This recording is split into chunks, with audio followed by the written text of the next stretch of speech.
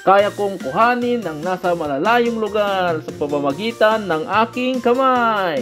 Mami, ako na panlilinis ng bahay. Okay. Ami, panmarami na.